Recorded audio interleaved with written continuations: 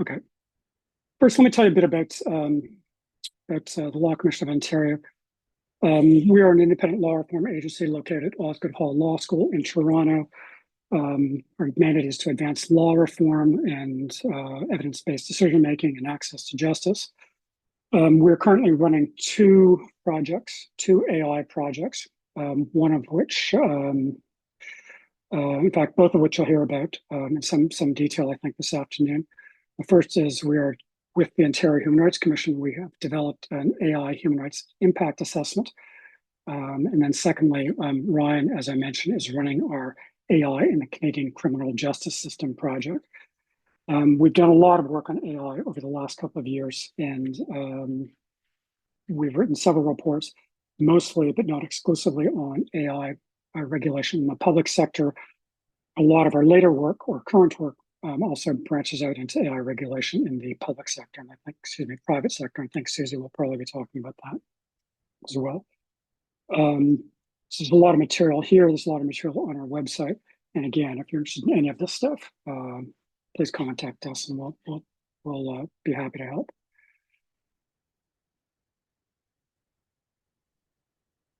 So let me talk about AI and access to justice. And many of you will know this stuff. You'll know about some of the well-known risks and harms of AI systems, and I've got some of them listed here. There are bias issues, discrimination issues. There's the black box issues, questions around data, privacy, surveillance, accuracy, etc. I mean, these are kind of the well-known issues around AI.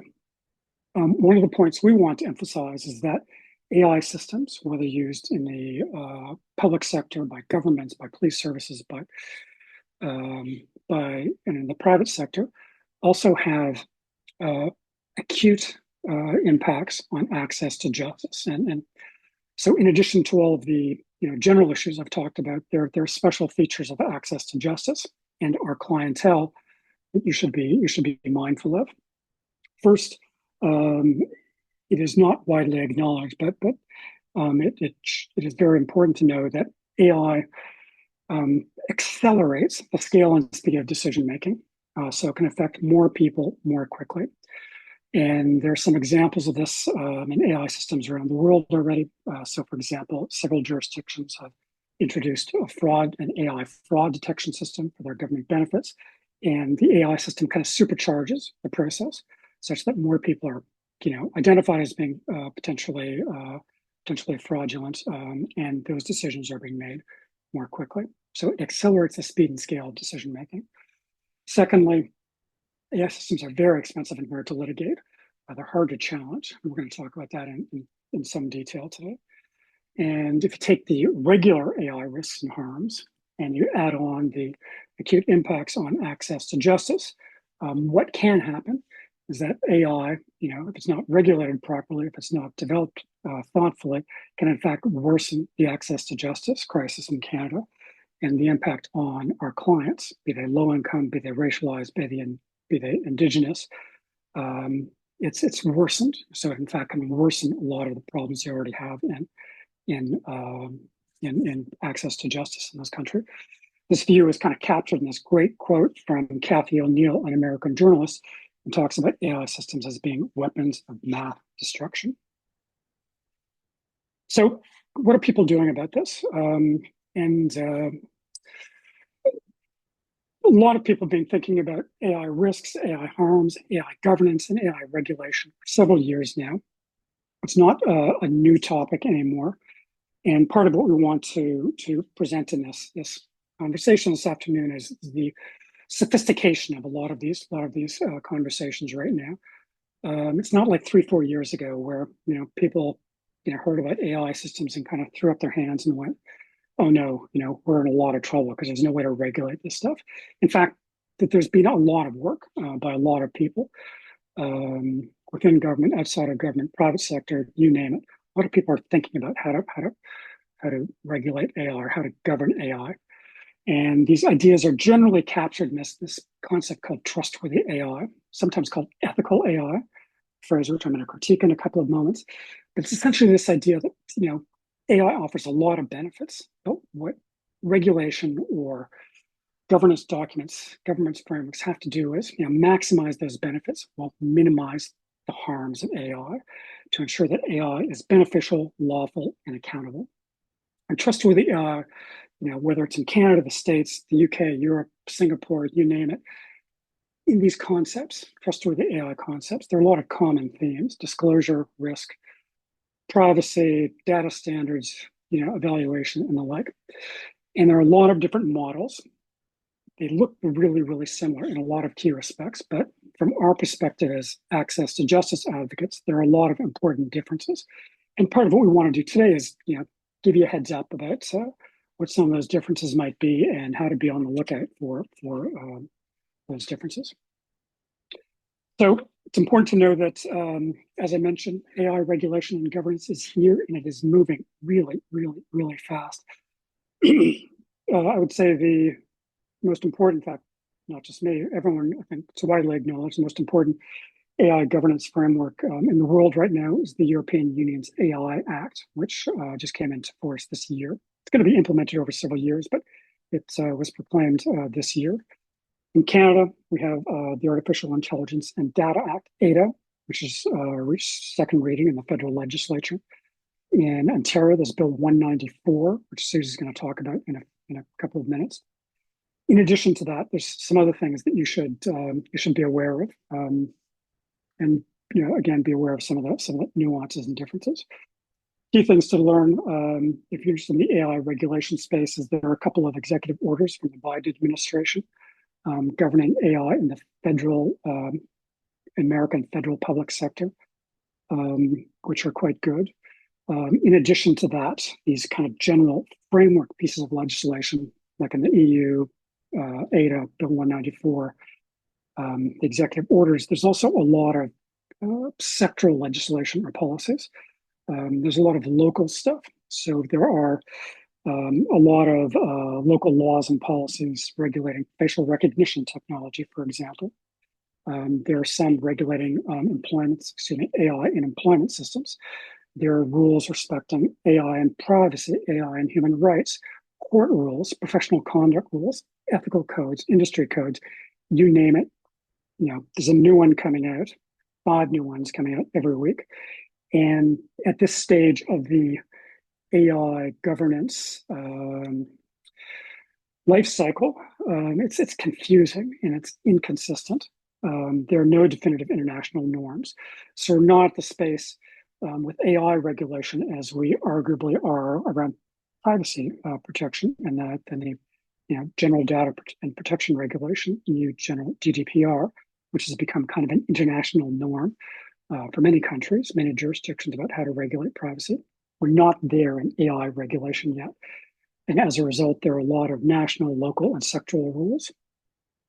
I want to emphasize, re-emphasize that these rules that are in place and are coming, they're much more sophisticated than 3-4 years ago.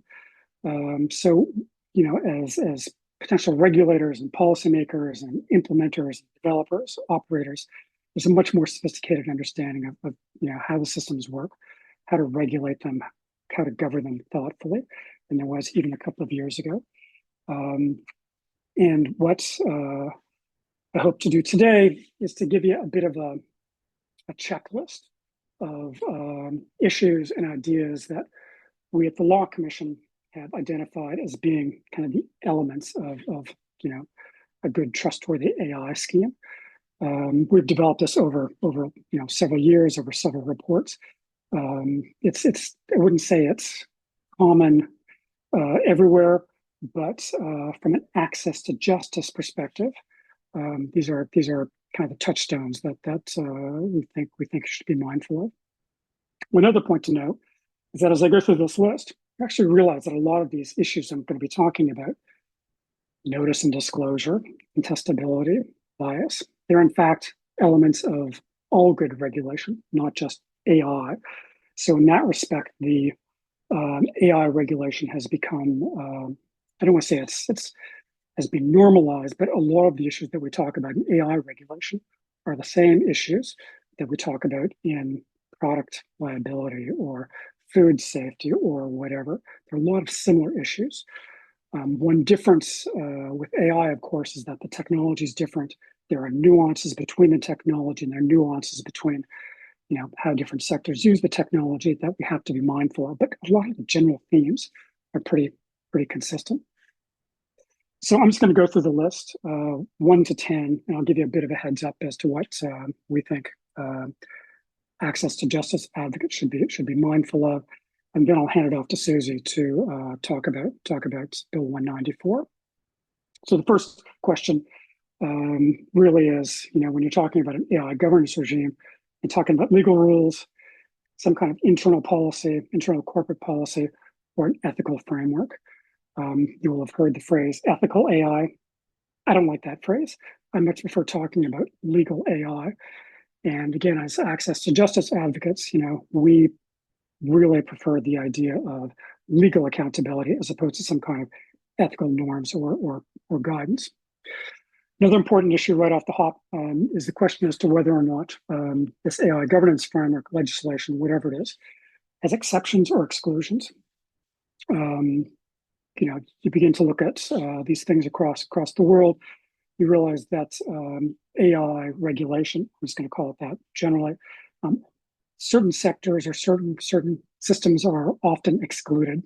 National defense, national security, invariably excluded from governance frameworks. There are some other areas that are excluded that, in our view, shouldn't be. So, for example, police and court systems. One of the issues around Bill 184 that we're going to talk about is that the provincial governance framework being proposed in Ontario right now does not include AI systems that might be used by police or courts. And that's one of the things when you look at these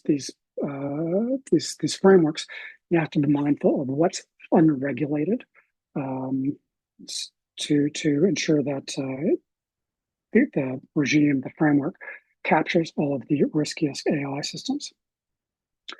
Third important issue, again, like many regulatory schemes, are general questions around notice and disclosure. And we believe that when you talk about notice and disclosure, you really have to break it down into two categories. One, there has to be some provision for giving notice and disclosure of the system itself. So notice that the provincial government is using an AI system.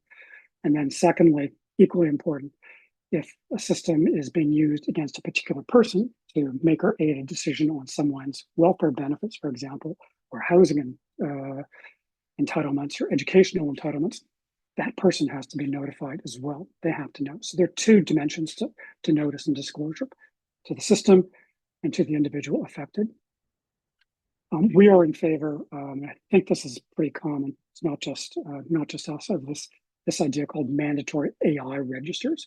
So kind of a central clearinghouse, a central website where all of the AI systems used by the provincial government, for example, or a police service, for example, are disclosed in some way, shape, or form.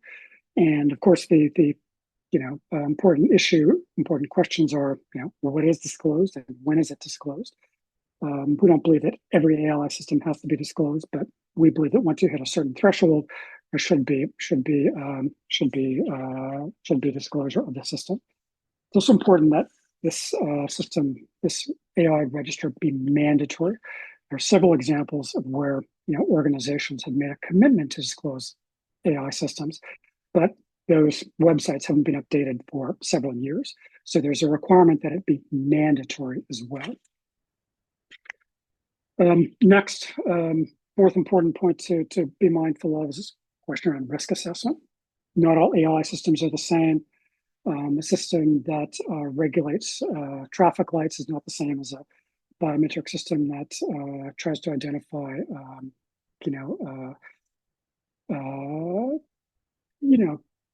criminal accused of serious crimes. There are different impacts, different risks, different rights at play. And there has to be a model, a framework, a consistent, thoughtful, principled framework for assessing what the risks of a particular AI system are. We believe that this impact assessment should be mandatory, and we think that that risk assessment, there are lots of different kinds of risk assessments for AI. May have heard about environmental environmental risk assessments for AI systems because they use a lot of electricity. That's not our concern. Let's say it's not important, but our concern really is for legal accountability. So we believe that risk assessments have to include dimensions of privacy, human rights, and due process or procedural fairness. Two important questions around risk assessment are: one, who assesses risk? Is it the organization itself? Is there self-assessment? There's some advantages to that, but there's also some risks to that as well. And then there's this concept of AI drift. So a system can start benign, but over time its functionality or its scope changes. Technology is the same, but its use is different, and it may become riskier as it is used in practice. That's the idea of AI drift, and we believe that there has to be ongoing risk assessment. Another important issue has to do with the issue of guardrails or mitigation strategies. A lot of AI regulatory schemes have flat out prohibitions against certain kinds of AI, uses of certain kinds of AI. They're often subject to exceptions, some good exceptions, sometimes they're a little bit too broad, but there are certain technologies that have just been found to be so risky or so contradictory to our sense of rights and our sense of fairness. They're just prohibited, from the outset. That doesn't mean all systems need to be all risky systems need to be prohibited, and there is in fact a lower tier of systems which are often designated as high risk systems, subject to important safeguards. Number 6, bias and discrimination. AI regulatory schemes, often talk about bias and discrimination. Not always, but oftentimes.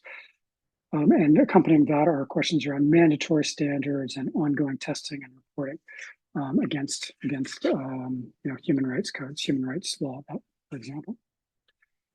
And finally, just the last couple of points we think you should keep in mind. One is number 8, a question on explanation. AI systems are complicated. There's the black box. They're opaque. They change. They're inscrutable. So many AI regulatory schemes, all the good ones, have an explanation requirement. So there has to be an ability to explain a decision that may affect an individual. And there's a bit of a distinction here you have to be mindful of that is not obvious at first glance unless you're kind of deep into these issues. And that's the difference between an AI explanation and a legal reason or justification. They are not the same thing. In the discourse around AI, you often hear that people talk about AI explainability, which is really an engineering concept that it's more complicated than that, but it's really an engineering concept that tries to capture the idea of how an AI system is understandable or explainable to engineers, so they understand, how the parts fit together, how it comes up with the result it does. That is not the same as a legal reason. And of course, if there's an AI system that makes a decision around bail, for example, or government entitlements, the standard is higher than that. It's not just that there be an engineering explanation, but that there be an explanation or justification or reasons given to the person affected. So that's something to be mindful of. I'll do the last two quickly. Point number 9, questions around human in the loop or governance. Many AI schemes, regulation frameworks have a requirement of it's called a human in the loop, generically called a human in the loop. So the need for some kind of human oversight, particularly as the issues get more complicated, the rights become more significant. So in policing, for example, there are often warrant requirements. In administrative law, there are often requirements that there be a human decision maker who reviews the recommendation, and so on. So there's a need to maintain discretion, both to ensure reliability, but also often for very, very good legal reasons as well. Then there's the question of independent oversight. Is there going to be an independent organization that scrutinizes the operation of the AI systems in the same way we have a privacy commissioner or a human rights commission and so on? And a lot of different models for how you ensure that. And then the final question, particularly important to access to justice advocates is this idea of enforcement and contestability.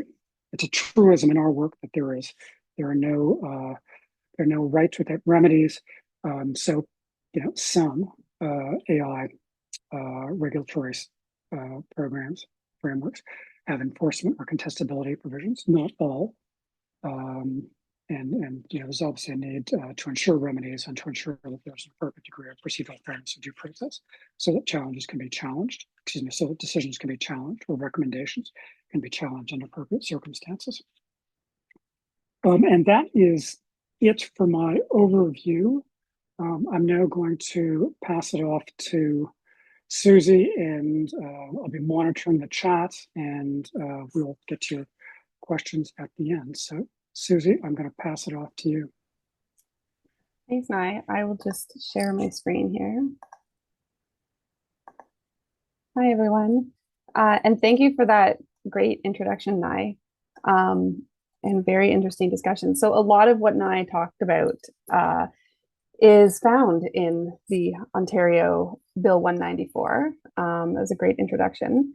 This is really significant. Bill 194, which is titled Strengthening Cybersecurity and Building Trust in the Public Sector Act. It is the first proposed legislation in Canada to govern provincial government use of AI. The bill introduces an act that would be titled Enhancing Digital Security and Trust Act. And in this, there's three parts. One part addresses cybersecurity, one part addresses public sector of use of AI systems, and the third part addresses digital technology affecting individuals under 18. It was introduced in May. The government had consultations, which concluded June 11th. And when the legislature returned last week, they debated the bill, and it has now been referred to committee. We expect that the regulations will come fast and furious. We expect they possibly could come this year. Today, I'm going to talk about what the bill contains, what some gaps that we see in it, and where we go from here. As a sort of introduction and general overview, this bill really can be seen as a wide regulatory framework. It could be described as shell legislation, with most of the details to be determined in regulations. And the early sectors to be impacted by this are hospitals, school boards, colleges, universities, and children aid societies. For this presentation, I'm really focusing on the middle part of the Act, the public sector use of AI systems. So, sorry, I gotta go the other direction. Okay, what does the bill contain? Again, this is directed at public sector use of AI, so it'll impact government departments and private entities that design AI to be deployed by government. Now, the entire bill, including all three sections, is about 12 pages if you print it out. The middle part that addresses AI is really only 4 sections, section 5, 6, 7, 8.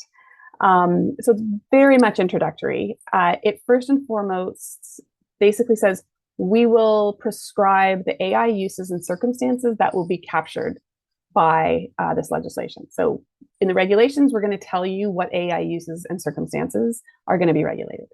And if for those uses and circumstances that are captured, the requirements we're going to impose are disclosure of information to the public, the development of an accountability framework, requirement to take steps to manage risks, and anything else that we sort of put into the regulations.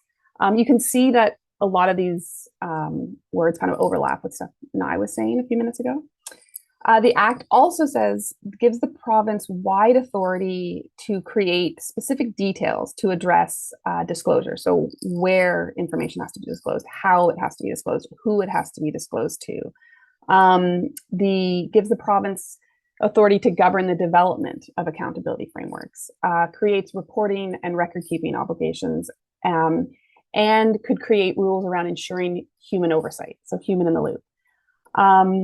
Interestingly, it also introduces the potential for prohibitions. So areas that of AI use or circumstances in which AI is used that will not be allowed, no-go zones, as well as introduces the option for the ministry to create regulations to address technical standards. So there's a lot of good stuff here. We see, again, a lot of the stuff that Nye talked about, requirements for disclosure, record keeping, accountability, human oversight, prohibitions, and these are all sort of recognized as regulatory mechanisms necessary for managing the risks proposed by AI. So where are the gaps? What are we concerned about? And in this case, just sort of to give some background, the LCO, we've been looking at public sector use of AI for quite a while. Since 2020, we've released a series of reports addressing the legal issues that governments need to consider when they want to use AI. It's really commendable to the province that they've created this legislation. So far, there's no other province that has. And we see this as a really important area where AI really does need some guardrails.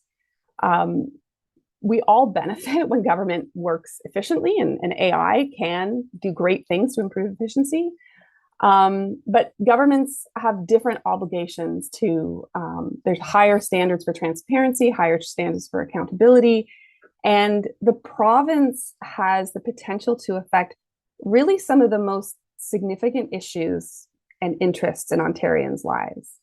The province can impact our personal liberty, education, employment, healthcare, housing, access to economic opportunities, and income security. So there's a lot at stake here.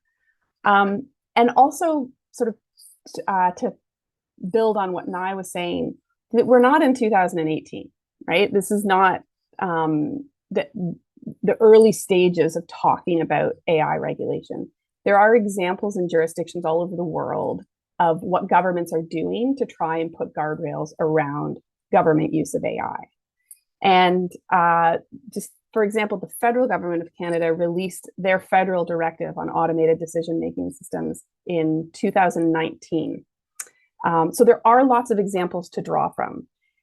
In the consultation phase last spring, we made a submission. It's available. We're happy to share it with anyone. It's on our website where we make 11 recommendations of things that we think, ways in which we think Bill 194 could be improved.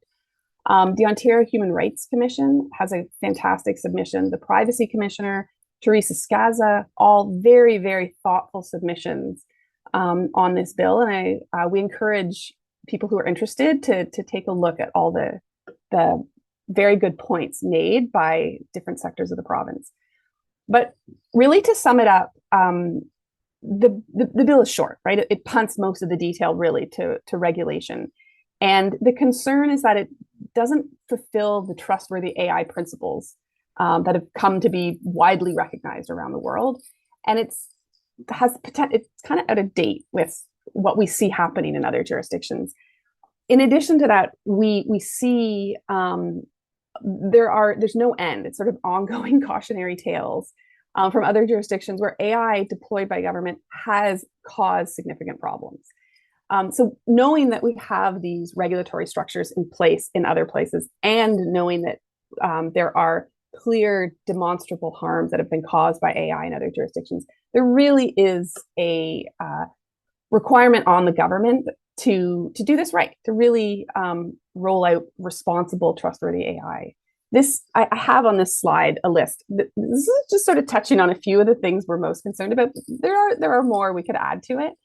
I will say that the trustworthy AI principles, we would love to see that actually included in the legislation. The province created their trustworthy AI framework a couple of years ago, and in that they sort of had three elements of it: no AI in secret, AI use the people of Ontario can trust, AI that serves the people of Ontario, and within that trustworthy AI framework, they included principles for ethical use of AI, and that included another 6 principles for deploying AI in an ethical and trustworthy manner.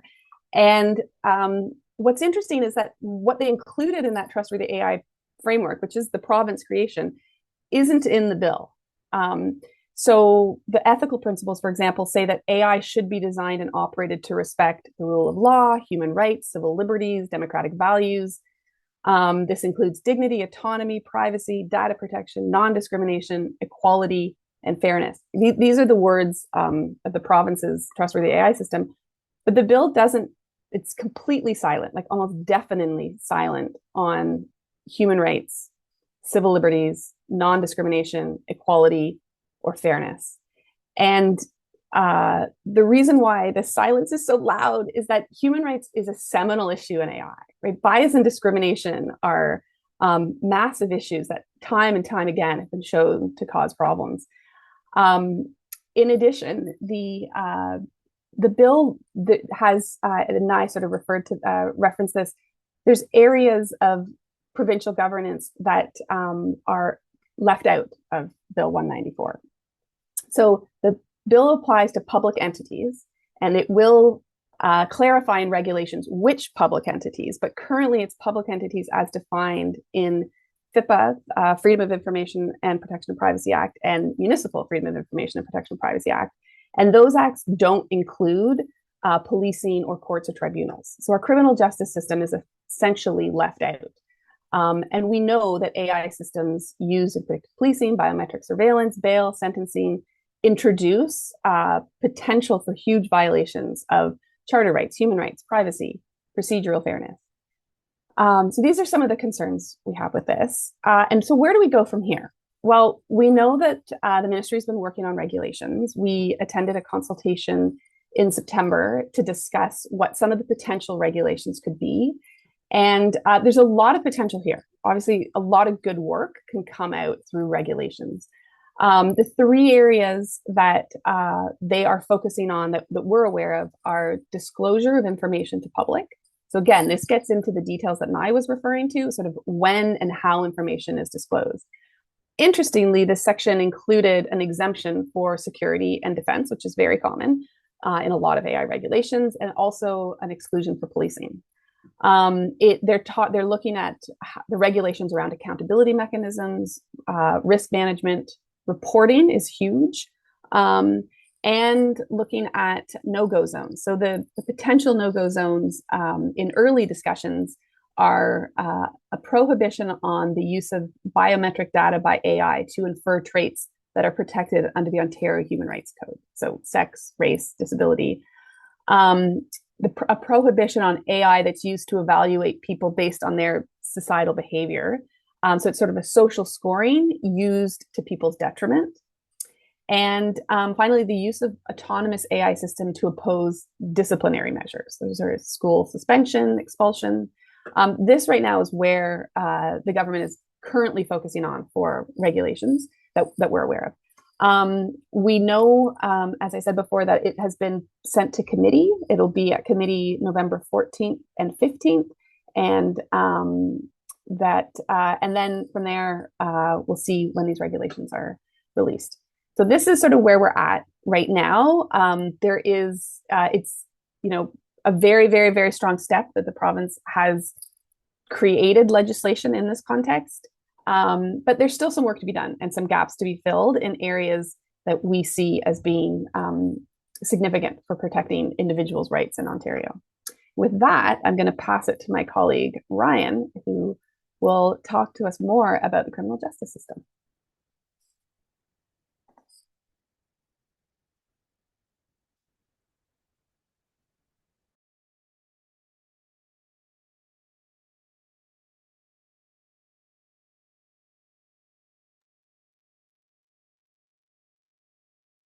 Ryan, you have to unmute. Ryan cannot unmute. Do you want to try signing back in, and I can talk a little bit about... there we go. I'm good now. Okay. Thank you. Sorry, everybody. I was momentarily prohibited from unmuting myself, which for a lawyer is probably just about the worst thing next to disbarment that one could imagine. My name is Ryan Fritsch. I'm one of the lawyers with the Law Commission of Ontario, and I'm leading development of the Law Commission's project looking at the impact of artificial intelligence on the criminal justice system in Ontario, and with a lot of themes, I think that could be considered more broadly in Canadian criminal justice. What's unique about the project is that we're not looking at any one specific use case or one specific technology that's AI enabled, but rather we're considering AI as a systemic challenge, that the use of AI anywhere in the criminal justice system is very likely to have ripples and impacts on all the other institutions and all the other steps in the criminal justice process. So what we're doing with our forthcoming series of papers, likely coming out later this year, is looking at each stage in the process of a criminal investigation, prosecution, trial, appeal, and the systemic oversight mechanisms to look at how AI is going to impact each one of those phases, and across those phases, what are some of the sort of systemic lessons that we can take away by looking at AI as a systemic challenge. I think just to share some, preliminary insights with you prior to publication of this series, a lot of what we're seeing sort of exemplifies some of the issues that Nye and Susie have touched on here today. And, Susie and I have sort of described where we're at, I think, in response to access to justice and the regulation of AI in Ontario. But looking at other jurisdictions, I think, is a good guide for where we might be going. So let me just very briefly contrast for you how the use of AI in criminal justice is being regulated elsewhere.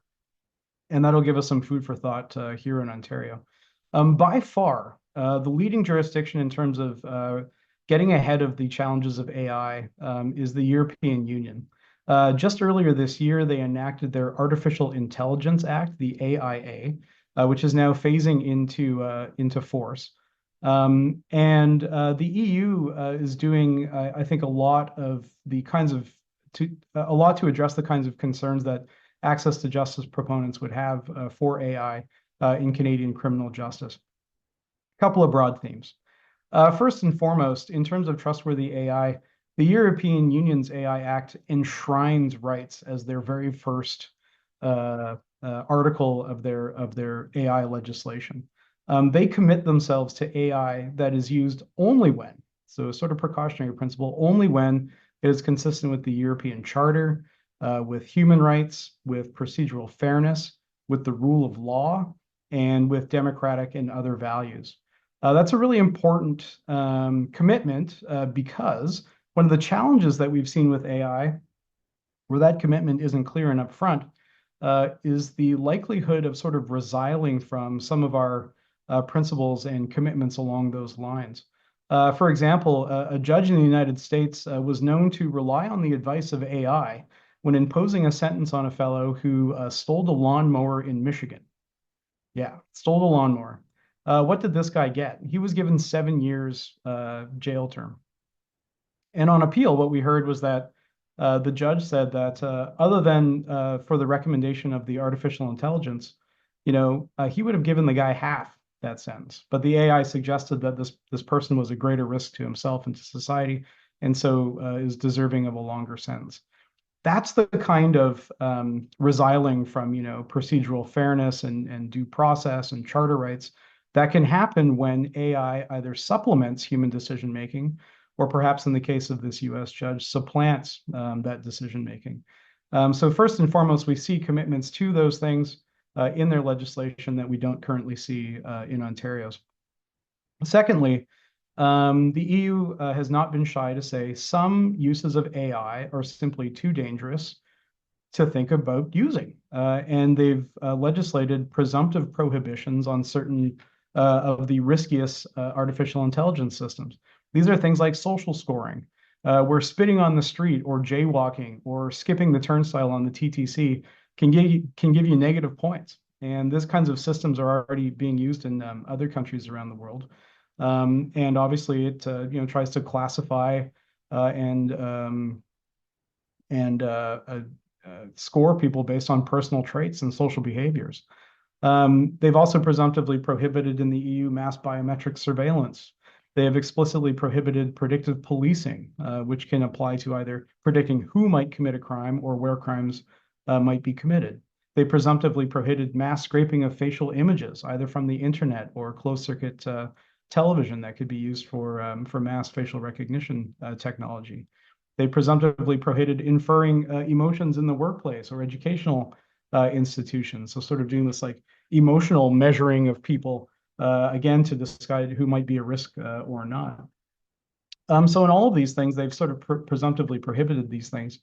And where there are exceptions, for example, for national security applications, they have set out a complete code whereby law enforcement, for example, will have to go for judicial authorization. That's not all, though. They also require that any such request be recorded in a database, whether approved or not, and that at the end of the year, all of these are provided to the public in the way of annual reports. So you get a very systemic sort of and transparent use of AI that indicates sort of how it's being used, yes, by in specific instances, but also more broadly. The EU's AIA also sets out some more sort of systemic checks and balances that might be worth Ontario thinking about. And again, I think these are important initiatives as access to justice commitments. So in the EU, they've established an AI office that will act as sort of a single clearinghouse that can help with the assessment of AI, with setting standards for AI assessment, auditing, and certification. That can, take a look at a single technology or vendor and say, this one meets our standards of procedural fairness, of human rights, of ensuring and controlling for biases and discrimination, and therefore sort of gets this certification stamp that then other entities in the system can use more reliably. So they're doing a lot of stuff like that. And it's the kind of trends, the kinds of themes that we'll be looking at in our Crim AI series. What happens if you don't have a complete code or a complete framework like that? Well, we have some examples of self-regulatory approaches to the use of AI here in Ontario. One policy is the Toronto Police Services Board, to their great credit, was among the first police jurisdictions in Canada to develop a use of AI policy. What's interesting about the policy is that they actually reflect a lot of these kinds of approaches, themes, and principles that we see in the EU's Artificial Intelligence Act and in Ontario's new Bill 194. So there, in the Toronto Police Services Board policy, they commit to not using some of these most dangerous uses of AI. They set out a scheme for how they will assess technologies that are high risk, as well as those that are sort of a medium or low risk. They commit to a precautionary principle, saying that they won't use or deploy AI unless they can be certain that it meets these standards. So there's a lot about the policy that's quite laudable. In practice, there are some early concerns that have been raised, though. In their first transparency report, the Toronto Police Service disclosed that they are currently using 4 AI-enabled systems. 2 for recognizing license plates, 1 for recognizing mugshots, I think, in a database, and another for object recognition, i.e. where they can use AI on video to say, that's a guy in a red jacket, or there's 3 cars in this image, that sort of thing. The concerns that were raised were how the police then sort of self-categorized these in terms of risk. They only saw the mugshot database use, a facial recognition technology use, as potentially high risk.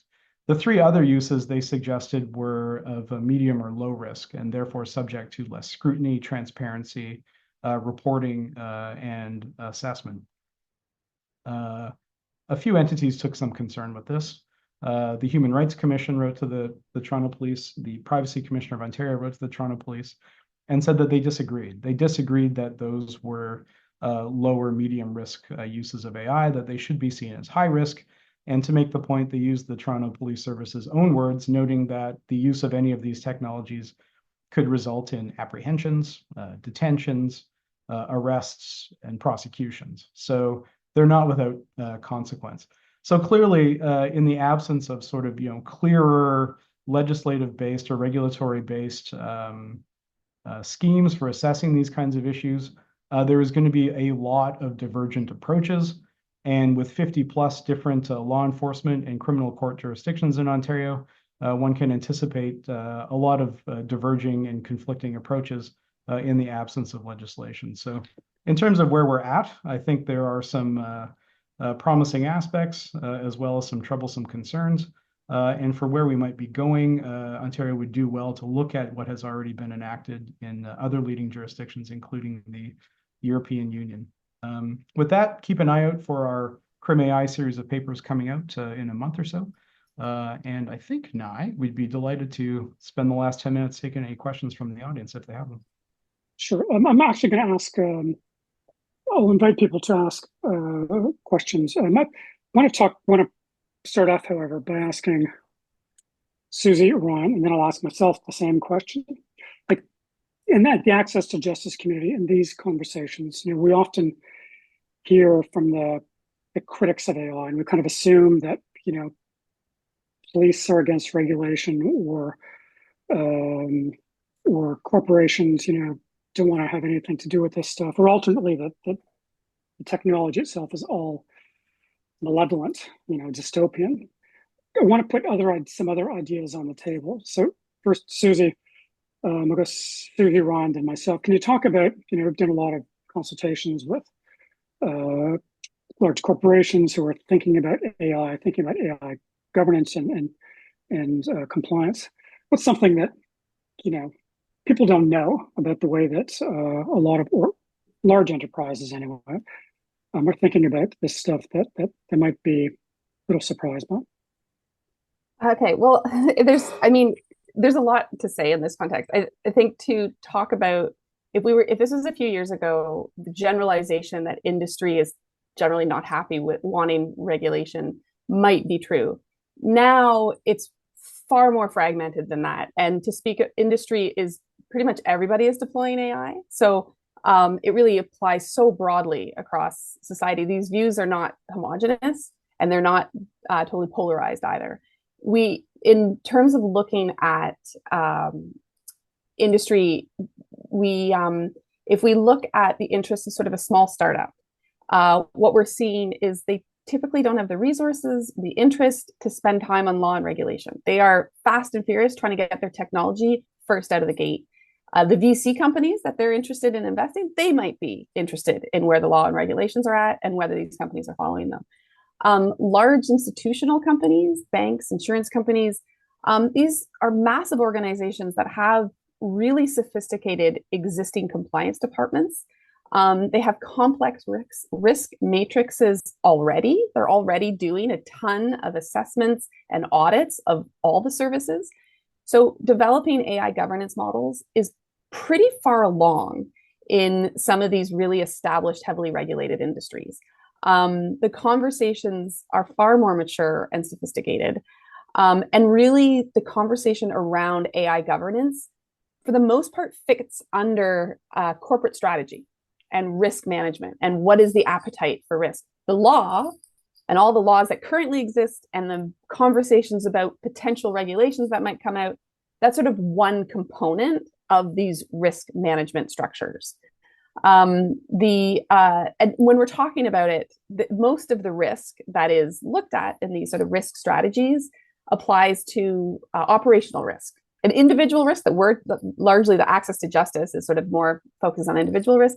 That's one component, but it's really only one component of a much larger, more complex risk matrix. But for some organizations that are far along, we see companies that are developing their own internal AI inventories, and they're assigning someone at the C-suite level to be in charge of AI. They're having AI policies at the board level. And part of the conversation, so we talk about a lot of the time the need for regulation and all these different mechanisms that could be considered or deployed to make sure AI is used in a way to manage the risks. But on the flip side of that, there's also questions about what are concerns that regulations introduce, right? You don't want the solution to add to the problem. So there's lots of questions around talent shortage. If we're actually going to do this, who knows enough about this to actually make sure compliance happens? Operationalization. How do we actually make these principles work? Disparities between policies and practice, the dynamic nature of AI. It changes so quickly. How do we keep up with it? And the pacing problems between AI and law. These are just sort of a handful of some of the concerns raised when we're in these discussions about introducing AI regulations. Great. Ryan, can you talk about, you talked about the Toronto Police Service policy. Can you talk just in 2 minutes or less, just talk about where some police services are coming from on AI regulation and what benefits they see from of the technology? Well, as I said, to the Toronto Police Service's great credit, they've adopted this policy that reflects a lot of what we see in the leading jurisdiction in the world, the EU's Artificial Intelligence Act, in terms of prohibiting the most harmful potential uses of AI, putting other uses of AI on sort of a risk assessment scale, linking that risk assessment scale to principles that lawyers would recognize as those belonging to procedural fairness, transparency and disclosure and a right to contest and challenge and the role of the public in these things. So all of that is really fantastic. Where it appears to be falling down is that as a self-regulatory tool, the police get to decide how things should be categorized.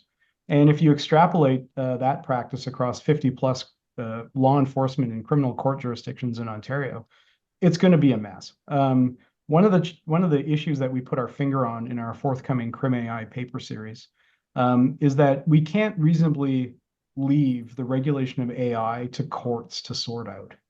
There's just too many different kinds of AI and AI systems.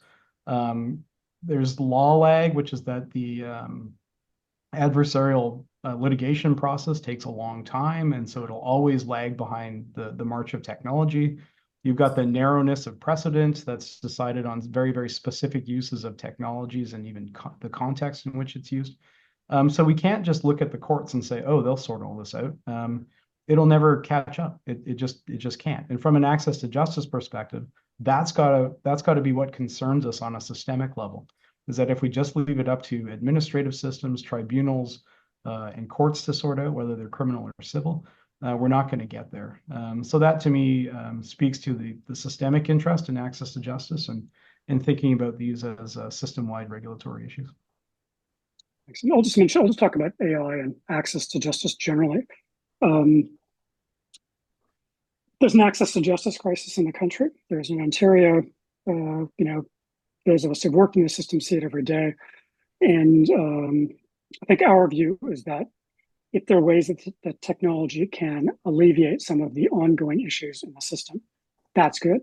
The question is to how the technology is used. And I'll give a couple of examples. So for example, I worked in the legal aid system for a long time. One of the enduring access to justice problems was the inaccessibility or lack of translation. Well, natural language processing software is getting better and better and better, and we can solve a lot of an enduring access to justice problem with the right technology right there. For years, people complained about how slow justice system decision making was. If there's a way to use the technology to make decisions faster, fairer, more transparent, that's a good thing. It's a question around the guardrails or the rules of the road that's kind of the rules are placed in the technology, again, to maximize the benefits, but to minimize the harms. And in my view, I think this is the view of the organization, you can kind of have both. You've got to strive to have both. Good AI is regulated AI to try to deal with some of the known risks of the system.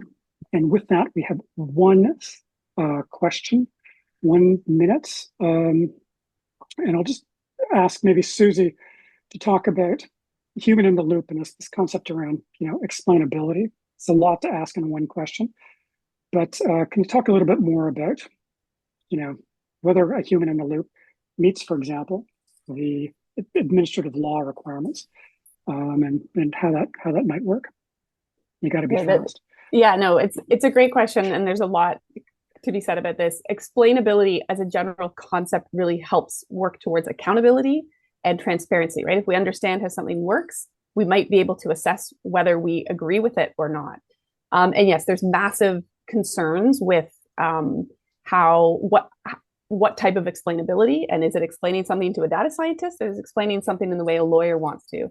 But when we're talking about admin law and procedural fairness, really we get into more justification. Can the decision be justified? And there's sometimes a bit of a rub between how a data scientist or how a lawyer might look at these issues. In answer to one question, there's a series of decisions in sort of administrative law context on AI, and I haven't looked recently. But the ones that I've seen, the court typically hasn't wanted to really get under the hood of the AI. They've looked at whether there are other factors that influenced the administrative decision, or whether the AI was the one and only factor that was taken into account. And that tends to be the way the court has looked at it. So really getting into it, we haven't seen that yet. With respect to human in the loop, that is could be helpful in some contexts, but it's certainly not a panacea, and it does raise a host of concerns about rubber stamping something. And obviously, if the humans don't understand what they're supposed to be reviewing, then it's not going to be that helpful. And also, there could be a bias for or against the technology. So the human in the loop has some role in this, but it's certainly not everything. With that, I think our time is up, and so I'm going to wrap up.